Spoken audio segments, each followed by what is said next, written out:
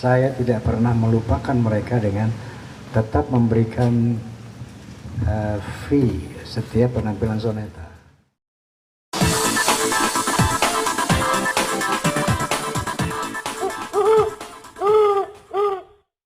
Jenuh untuk membubarkan soneta. Kalau jenuh membubarkan soneta tidak pernah ada. Apapun dinamika soneta tidak pernah sekalipun terpikir untuk membubarkan soneta.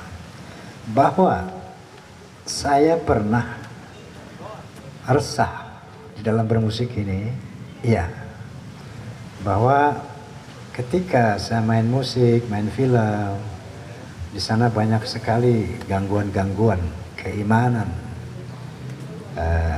kepada Allah Subhanahu wa Ta'ala, sampai tarikus sholat. Kenapa seniman itu harus meninggalkan sholat? Kenapa seniman itu harus terang, harus mabuk-mabukan? Kenapa seniman itu harus bergaul secara bebas gitu? Nah, ini sempat meresahkan saya. Sehingga ya itulah saya berdoa, ya Allah, seandainya bakat musik ini memperlebar jalanku ke neraka, tolong hentikan.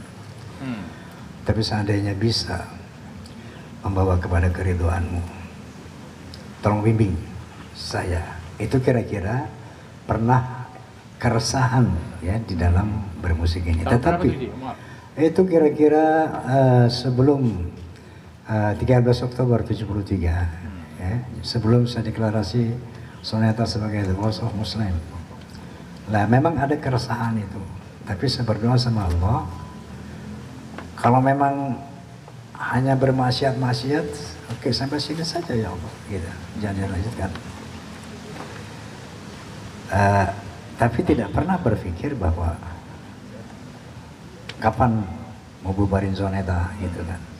Itu atau berhenti bermusik itu tadi catatannya, bahwa seandainya harus bergelimang dengan berbagai macam kemaksiatan, oke, saya cabut ya, dengan izin Allah tentunya, seperti itu. Oke, Zan ya. Oke, makasih. Ya. Ada lagi?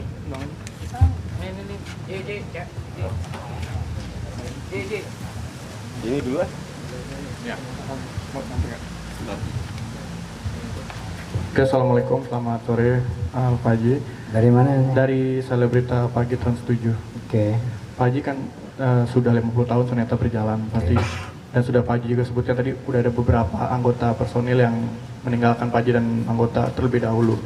Mungkin gimana sih caranya Pak Haji dan teman-teman soneta yang masih ada untuk terus mengenang jasa mereka hingga nggak akan terlupakan gitu kenangan-kenangan yang ada dulu, walaupun raganya udah nggak ada di dunia, tapi bisa dibilang raganya masih ada di sekitar Pak Haji dan teman-teman, seperti itu Pak Haji.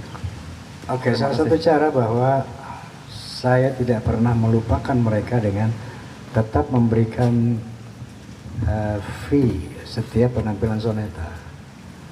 Jadi setiap aktivitas soneta, kalau ada kita dapat fee, itu selalu kita bagikan kepada orang-orang yang sudah meninggal, janda-jandanya.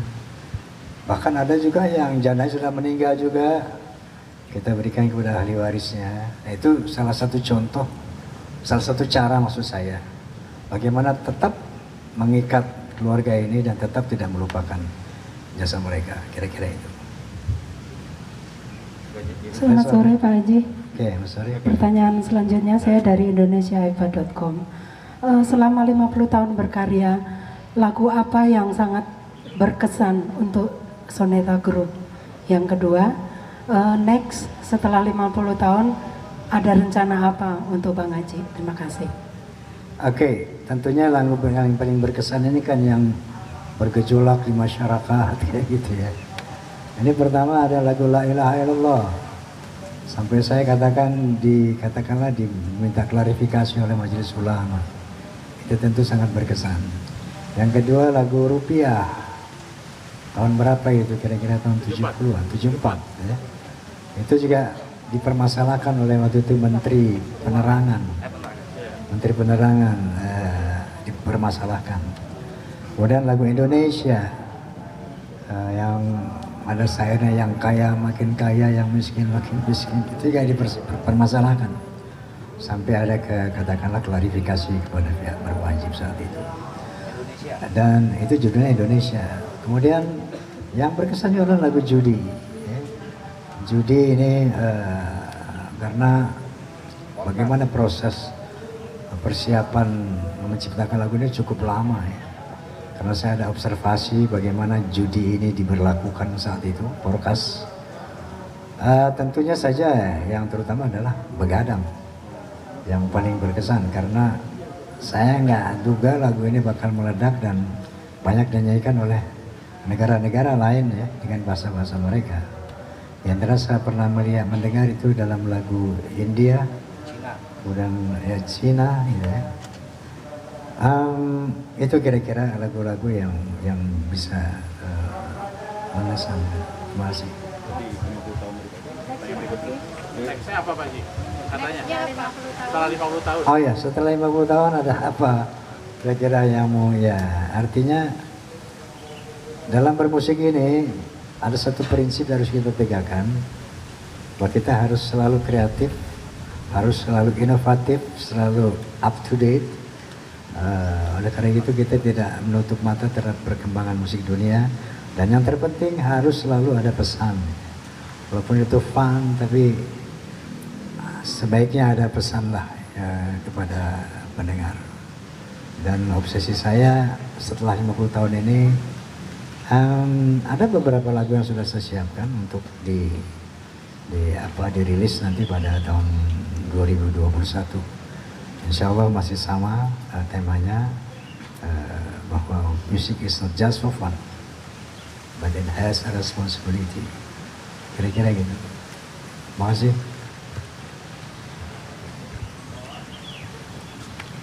Ya, Assalamualaikum warahmatullahi wabarakatuh. Waalaikumsalam warahmatullahi Saya Yuli dari suara.com.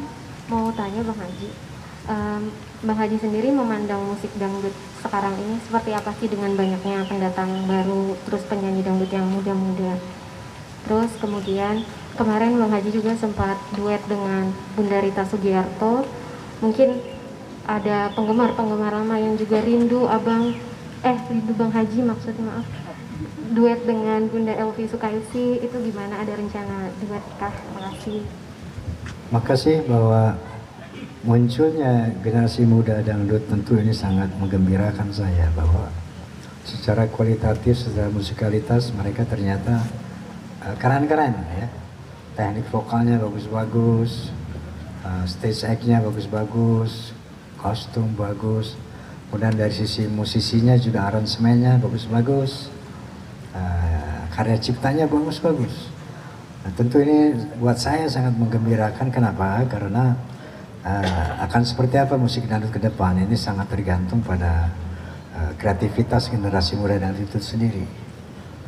Kemudian mengenai Rita Sugiarto, bahwa memang boleh katakan dia di Soneta itu anak didik saya ya, sejak remaja memang saya didik dia menyanyi sampai menjadi teman duet, dan kemarin berkesempatan bernostalgia untuk merekam sebuah lagu, dan ya Terus Hati Luhur Budi judulnya.